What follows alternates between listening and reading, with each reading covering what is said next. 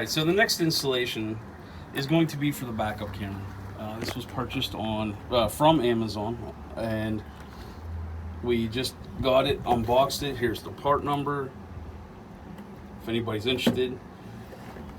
This has the entire trim for the tailgate handle, and the camera's mounted. It had some good reviews. What I wanted most was to be able to see the receiver and the trailer at the same time, which people say if you use the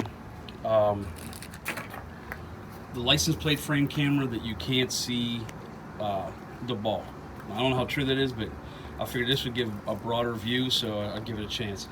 So we're going to install this today, and I'm going to try to figure out the best thing to do before I get into it, and we'll let you know how it goes. We'll put some tips in there. If anybody else has any tips, please give them to me. But on to the next part. Alright, so the first step in this is to remove this trim. Okay, you can't just get your fingers underneath it. Okay, you can see we already got it off. I wanted to figure that out ahead of time before I made the video. So what we did was, I can take it off now and show you. Gotta put that tailgate down.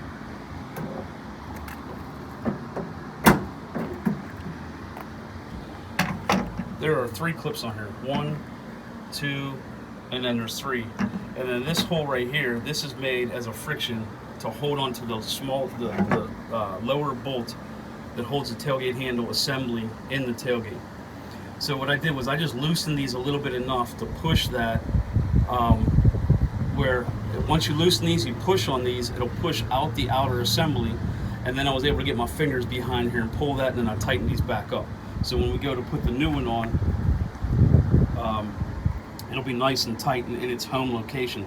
The only thing I need out of this trim, the new handle and camera, or new handle trim and camera, already come with these clips, 1, 2, and 3, plus the opening to go around the bolt, the friction to hold it, and then we got to transfer the lock over for the tailgate lock. So I'm going to go ahead and do that. Alright, sorry for the fan noise in the background, but it's extremely hot here today.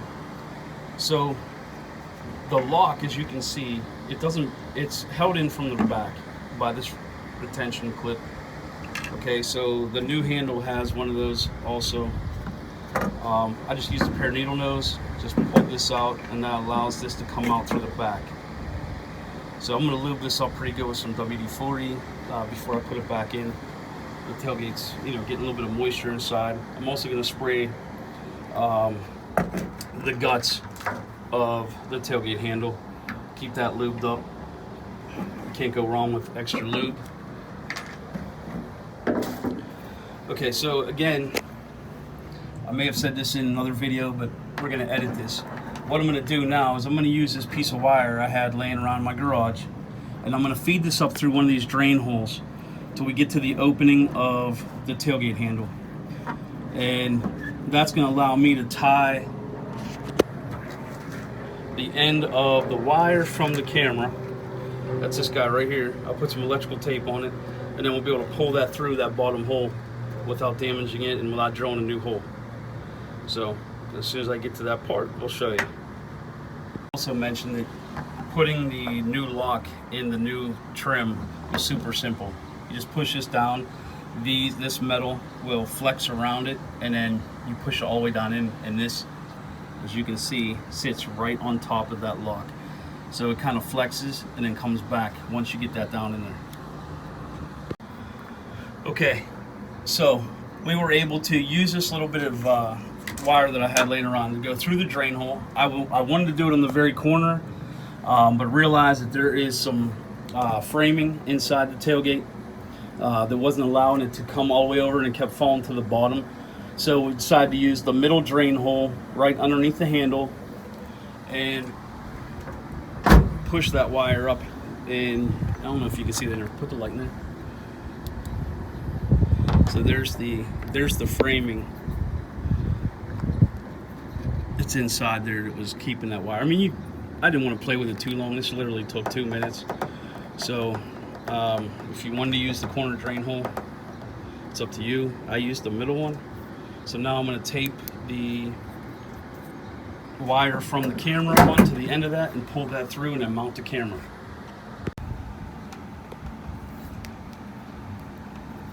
See, what we're doing here is we're just taping the camera wires to our fish wire, and then we're going to pull it through and then mount the camera.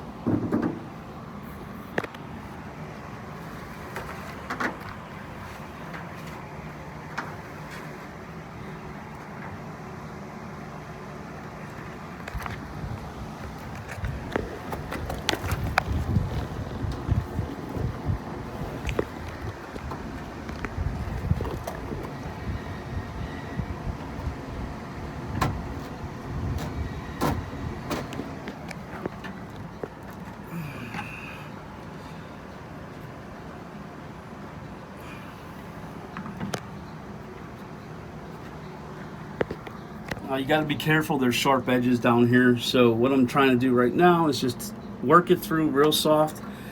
And I've got to the wire loom, the plastic wire loom that was on there, and once I can get enough to grip,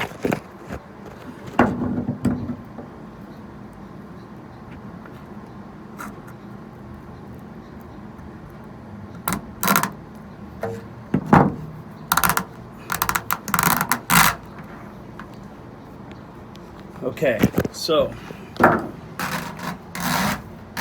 able to pull that through.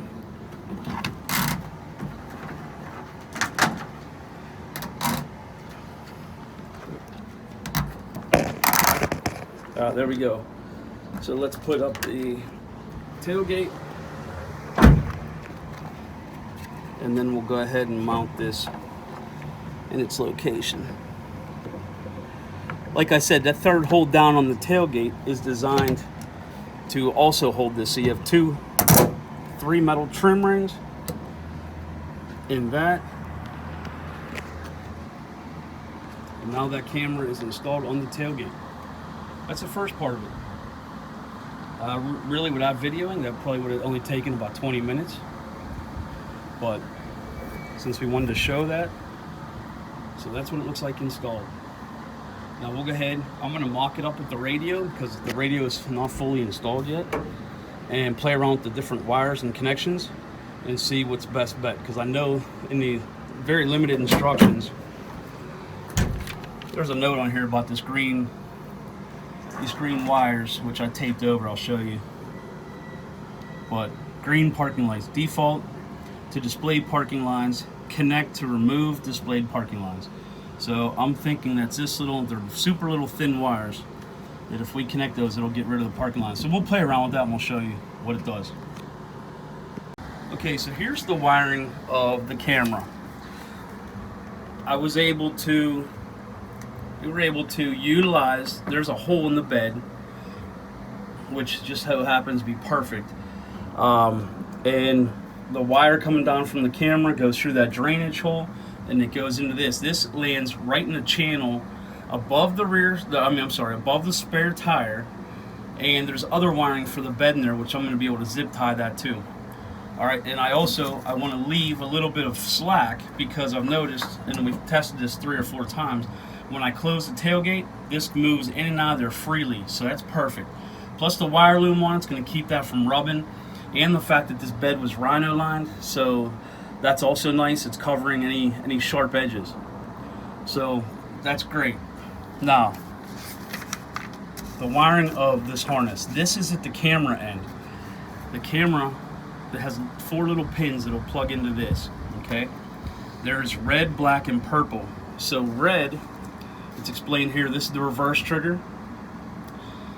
You can read that it'll be connected to the vehicle's accessory wire or reverse light trigger wire. This radio is a Pioneer radio, and it's set up for a rear camera. So it does have that trigger wire. Black is ground. As it says here, the black wire is the same at both ends of the harness, so only one connection is needed. Because the back of this truck's going to be exposed to weather, I'm just going to ground it at the radio harness, so there's no chance of that, losing the ground. Purple, trigger pass-through. When connected to reverse trigger in the rear of the vehicle to pass forward to the source unit, not required. I'm not going to use this purple wire. I'm assuming, since I've never installed one of these before, that you could maybe tie that into the reverse lights as a trigger if you your vehicle didn't have any of this, or you were using it with a little screen instead of a head unit that's set up for a camera. Okay, so next thing is I'm going to, because the red wire is going to have some power going through it, and I'm not using these, so what I'm going to do is I'm going to put some shrink tubing on these, seal them, wrap all this up in electrical tape, and then we're going to run this wiring harness down the inside of the frame rail and zip tie it to the factory bed harness all the way up underneath the cab into the engine compartment and through the grommet that I ran the power wire through for the amp. And I'm not going to really show that installation of that because I'm doing it on the ground. It's dark under there, but when you're mounting this, you just want to stay away from any moving parts. The voltage coming through here is just 12 volts, so I can't imagine it getting cut and causing any, it's not going to spark much. I don't know, maybe. So anyway, just keep it from anything that is going to damage it and cause you to have to do this again, because that's going to be the worst part of this job, is running that through the frame, laying on the ground and zip tying it. So I don't have a lift. So we'll get that done and then we'll move on. All right, so here's the next step. What we're doing is, this is for the backup camera. As you can see, I went through the grommet to run the power wire for the amp and tucked it down through the sill plates, the plastic. So right now the backup camera wire comes off the radio, and we're going to bring it through here and run it and zip tied along the frame. And what we're doing is, I put that screwdriver through there. I'm going to tape on the inside the end of that wire because it's flexible, and this grommet is there's a grommet on the inside and a grommet on the outside, and it's all one piece. So we sliced a hole in it. So since the wire is flimsy, it won't go through the hole easily. So I'm going to use that screwdriver, basically, since it's stiff, to pull that wire out through. All right, so moving along here, we are running the wire. We got it through the grommet, down through the inner fender well, and I'm just zip tying it. There is a huge wiring harness that runs front to back, as you can see. Sorry for shaking the camera. So I'm just going to zip tie this all the way, follow this wiring harness all the way back to the bed, make the final connection, and we have backup camera. Then we'll test it. All right, guys, so what we did was we finished up the camera install. It is now the next day. It got dark, so I just wanted to give you guys an idea of what this looks like. Again, this is the backup camera that you can get from Amazon for the Chevy Silverado that has the camera built into the handle around the tailgate. So you put it in reverse,